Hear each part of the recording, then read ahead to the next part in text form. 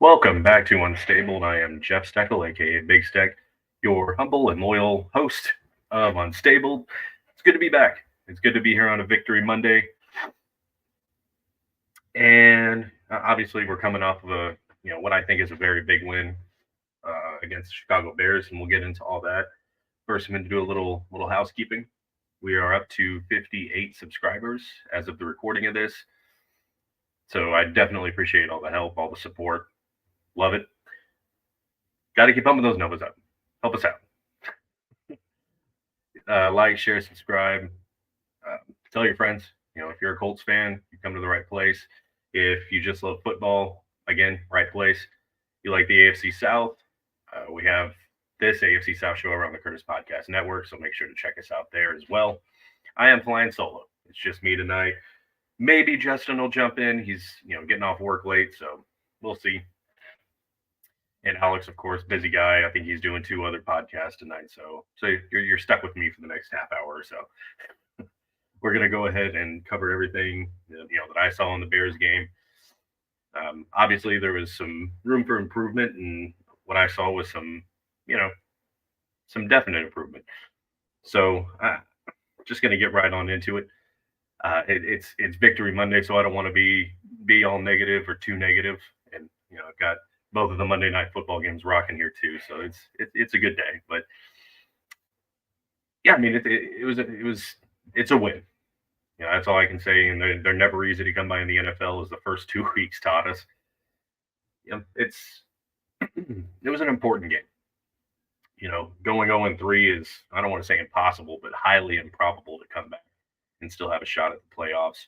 We talked about it last episode. The kind of that cutoff is kind of 10-7. You might squeak in 9-8 if you're in a really AFC South doesn't look great this year right now, but maybe 9-8, 8-9 can squeak in if you're lucky. But you don't want to squeak in. You kind of want that momentum. You want to be right. So going 0-3, that really means you can only lose 4 or 5 games at most the rest of the year. So that really kind of derails everything. So getting a win, going 1-2 is very important. But yeah, I'm gonna get the negatives out of the way. I don't want to end the show on a low note. Still like Caleb Williams. He threw 360, 363 yards, a couple touchdowns. He hadn't looked good in the passing game, so that's a little concerning. But we all know that our Colts secondary hasn't been great. It's been banged up, beat up. Juju Brent's going down. That doesn't help. So I'm happy to give up some passing yards if it meant keeping the score low. I mean, if that defense can hold them under 20, that's a win. That's a big time win. And but you really have to look at the offensive side of the ball and Anthony Richardson in particular. And I'm not going to harp on the Reds that pick in the end zone too much. I mean, yeah, it was a big mistake. He threw into like triple coverage. He had 2 guys in his face, and that's a scenario where you just throw the ball away, take the sack. You don't throw that ball. And at first I was like, man, that was a duck. What the hell was it? It got tipped. So I'm willing to kind of give him the benefit of the doubt on that one. But man, there were some bad throws, and we're talking like middle school JV throws that you make. And he's basically saying in his pressers that he's just getting antsy. And I'm sorry, but you're at a level where you can't miss that. And it was almost comical that flat pass to Josh Downs, just like it was thrown to another stadium. Like, are you aiming for another planet? Like, that's a gimme. That's something that Josh Downs, he's going to catch it. And there was a lot of drops in this game, so again, I'll give him the benefit of the doubt. Josh Downs had a drop. Jonathan Taylor, I mean, he might have let him a little too much, but still, I mean, if he's a receiver, he probably catches that ball too. But this offense came out really flat again. And it seemed like Shane Steichen was hell-bent on still not leaning on Jonathan Taylor when the game started. And he finally went away from that and started using the running back, to kind of help this offense out. And it worked wonders. So there's a lot of things to clean up with Anthony Richardson, and it's going to be his accuracy. Again, some of those passes were just comedic, like, dude. And it almost seems like he's second guessing. He's not sure of himself. Like he's in his own head right now. And like that, there was a play downfield to Adonai Mitchell. He was open. He had his man beat. It looked very similar to the play, I want to say, in the preseason against Cincinnati, where he just sailed one with a wide open A.D. Mitchell. And he like it was one that he should have had. It was 6. And he scrambled out and he didn't pull the trigger, and he finally, like, he's been rocketing the passes in there probably when he should have a little more touch on him, but he just lofted it to him, and it gave the defender time to catch up to Mitchell. And it's things like that just these fundamental, like, basic things that quarterbacks should do. He's just not doing. Like we need to get back to the basics.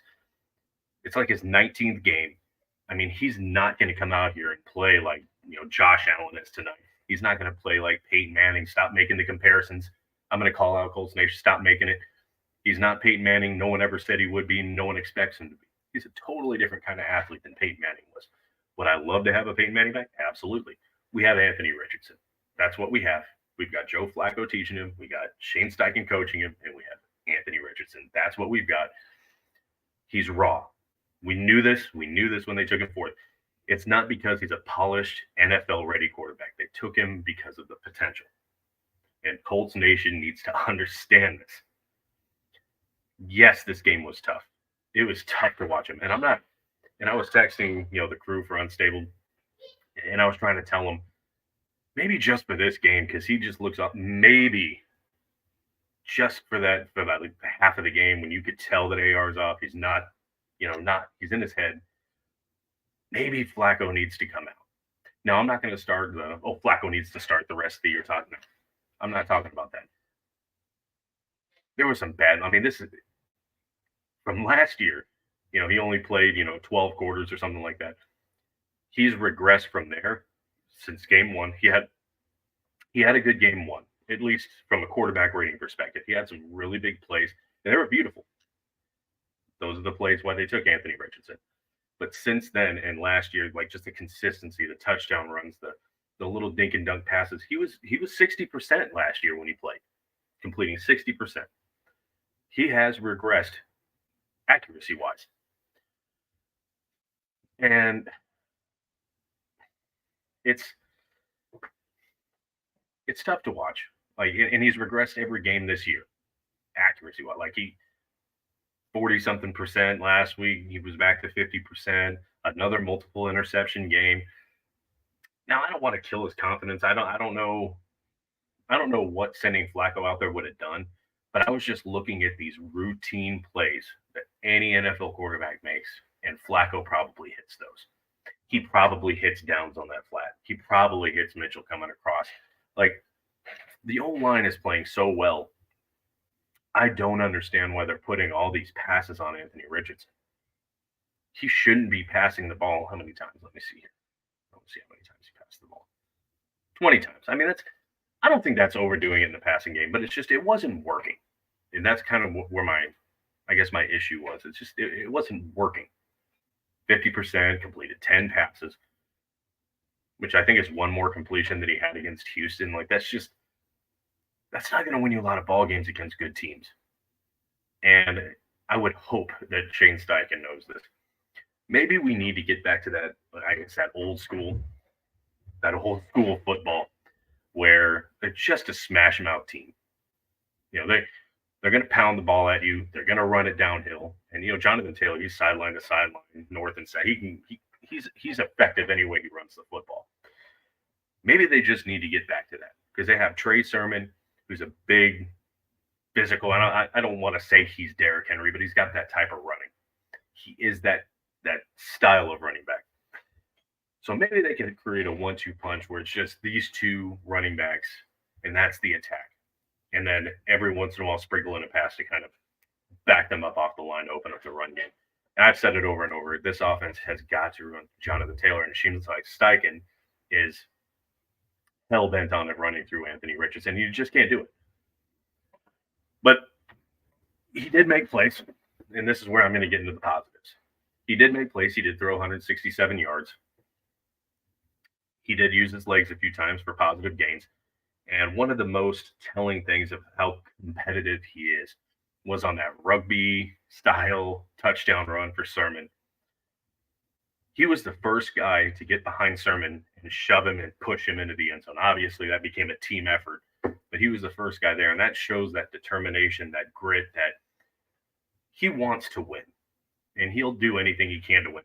He showed it. I can't remember if it was against Houston where he had that really tough run. It was 4th and short, and he just barreled it, lowered his shoulder, got in the end zone. He wants to win, so I'm not taking any. I don't think I'm not going to take anything away from like the desire, to win. Like I know that's what he wants to do, and I'm sure he wants to get better and improve in his passing game. So I don't want to hate on him too much. I mean, constructive criticism, and these are the things that he needs to be hearing on how to improve his game. And so far this year, each game, like I said, he's passing it's gotten worse. So I'm not sure what's going on there. I'm not sure. Obviously my hands aren't in that, but there were positives. Like I said, that rushing touchdown was great. He did have some good passes. There were a lot of drops. So, there's some blame to go around. I think the O-line was fine. I can't remember. I think they got a few sacks. Let me see here. One. Oh, they only let up 1 sack, so it's better than I thought it was going to be. It looked like he did get pressured a few times, but not a lot. I think the O-line opened up a lot of holes. And then I would look on the defensive side of the ball. First thing I'm going to talk about is that D-line. They're beat up. The Colts are beat to shit. Buckner, he's gone on IR for at least another few weeks. I didn't think Latu was going to play. I was happy to see him out there. I'm glad he was out there. And we'll get to that in a minute. I'm glad he was out there. Taven Bryan got a sack. Everyone said he was trash. They were getting pressure all over the place. I want to say they had 6 sacks in this game. The Colts D-line did really well. And I was trying to figure out why. Let me see here. 1, 2, 3, 4. Okay, I see 4 sacks. So, yeah, Kenny Moore got in there on his play. Kwity Paye, they both got the half sack. Adi got a sack. Latu and Taven Bryan got a sack. So I was trying to figure out how they were so effective in that game. And then I was like, man, they're really getting after it. And then I saw who was one of their starting linemen. Old human traffic cone himself, Matt Pryor. I couldn't believe it. And I'm like, wow, this D-line's going to have a great day. Man, there was that one run play that they were trying to do. I think it wound up getting blown up. It was a run to Swift, like at the 1 or 2 yard line, got blown up. And there's a picture, you all have probably seen it, of the entire offensive line basically on the ground laying down, and there's like 6 Colts running after Swift.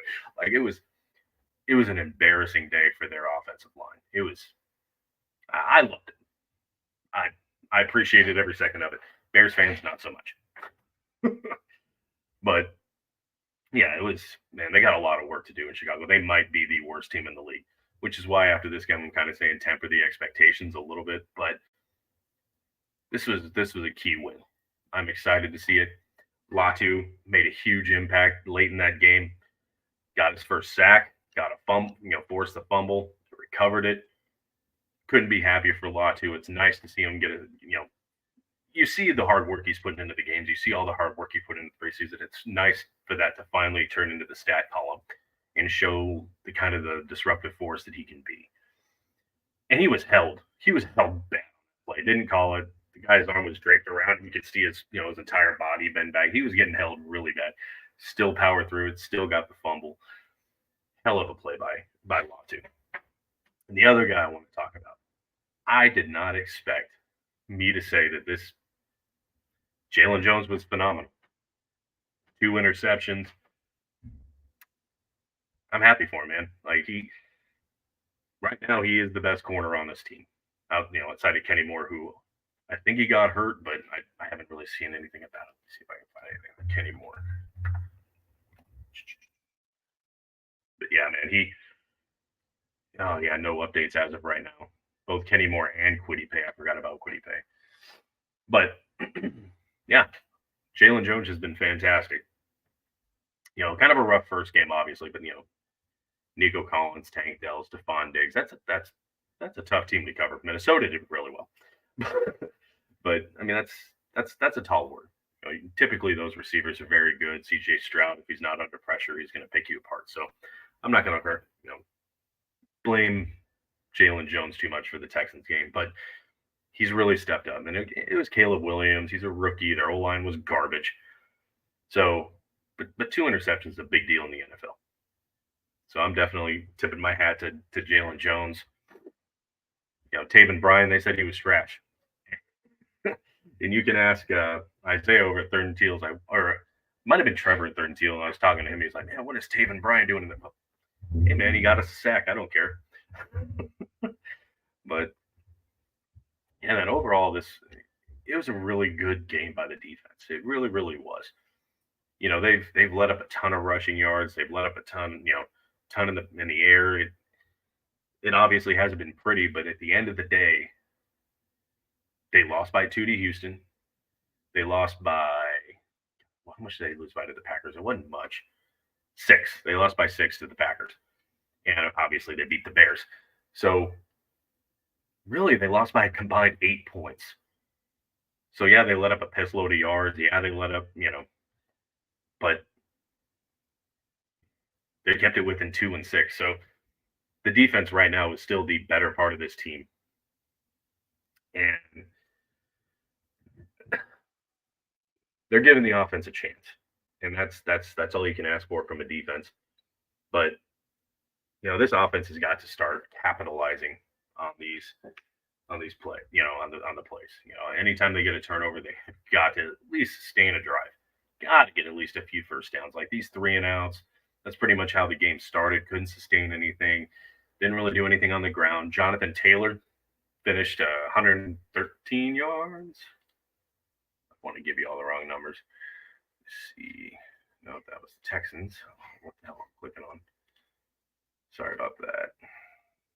So, yeah, 110 yards, 2 touchdowns, 2 tutties, 23 carries, averaged almost 5 yards. So Jonathan Taylor had a day, and he could have had a much bigger day. Like they couldn't get him to the ground. They couldn't really do much against him. He had 1 catch for 25 yards. I keep saying that they could have used him in the pass game a lot more, but it doesn't help that he's out there dropping passes. But still a really good day. Then Anthony Richardson, he had 8 runs, only for 24 yards. But they put up, 150 yards on the ground. So that's a good day. That's a good day. It should be more, especially when your quarterback is struggling accuracy-wise the way that he did. But the key thing here is they held DeAndre Swift. And this number is very surprising because they let up almost 500 yards in the first 2 games. DeAndre Swift with 20 carries. 20 yards on 13 carries. He averaged 1.5 yards. Paltry. That's either a really, really bad job by a bad offensive line or a good job by the D line. And to me, it looked like a combination of both. So, but yeah, they did a really good job against the rush. Pass, they had Caleb Williams throwing the ball 52 times. And this is exactly what I was talking about when you bring pressure. And I've said this in other episodes. They need to get in the backfield. Their secondary needs help. And I don't care if Buckner's there, Latu's not there, Kwity Paye's not there. It doesn't matter. It doesn't matter who you got. There should be 5 or 6 guys coming at their quarterback in the backfield for the run, trying to get to the quarterback, force their quarterback to make mistakes. And that's exactly what happened. He passed the ball 52 times, 2 interceptions. He did get a lot of yards, but I'm okay with the yards because they didn't break. That's important. They shut down the run, they made him pass, and they forced mistakes. That's exactly what they need to do. Will it work against better teams? We'll see. I mean, I'm not going to talk too much about it because,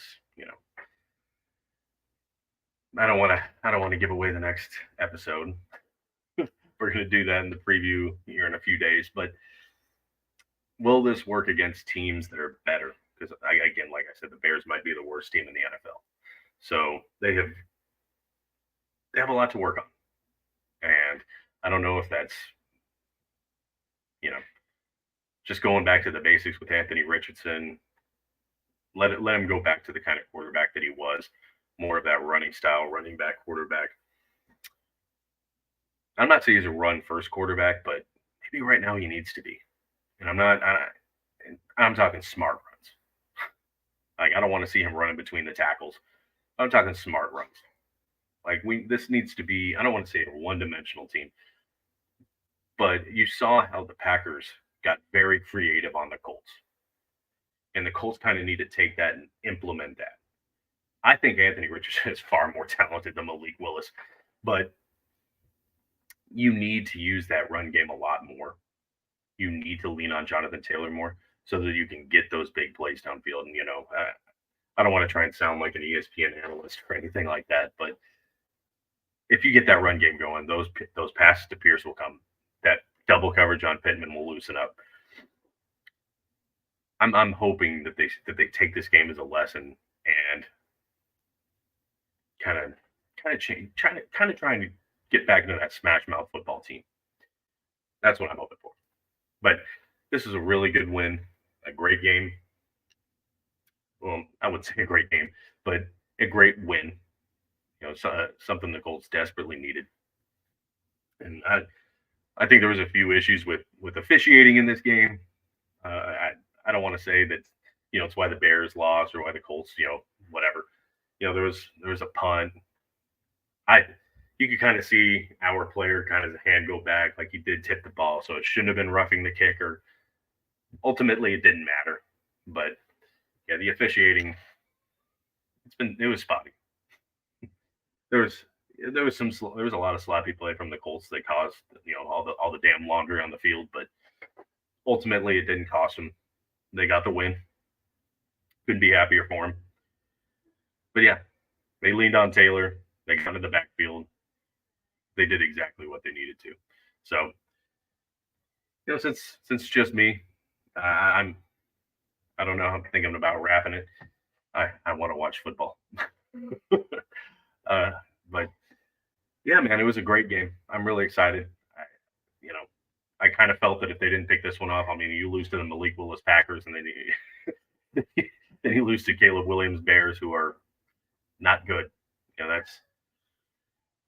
That might have been season ending. I mean, there's still an outside chance, but it certainly wouldn't have looked good. So I'm really, really happy for this win. I'm always either way, win, lose, draw. I'm always going to be a Colts fan. Always have been. There's been a lot of great years, and there's been some really bad years. So that'll never change. And I'm happy to be here. I'm happy to be doing this, talking to you fine folks. So comment. If I missed something, comment about it. We'll throw it in the next episode. I'm pretty active. I'll respond. You can find me on X and Big Steck. I'm on TikTok, Instagram, Facebook. You can find me pretty much using that. Pretty much just for short stuff like that. Every once in a while, I'll throw with my kids, but yeah, please interact. We want to talk to you. See our shorts. Do the same. And if you have anything, we'll definitely mention it. But again, like, share, subscribe. And I kind of do have to cut it short because I'm going to be jumping into this AFC South show recording here in a little bit. So we'll see you in a few days as we preview the Colts and Steelers. That'll probably come out either Thursday or Friday. Make sure you check that out. Hit the notification bell, like, share, and subscribe so you don't miss any future content. Thank you so much for all your support, watching them, all the comments, feedback. Definitely appreciate it. So until Thursday or Friday, be good people. We'll see y'all next time. As always, for the shoe, let's go Colts, baby.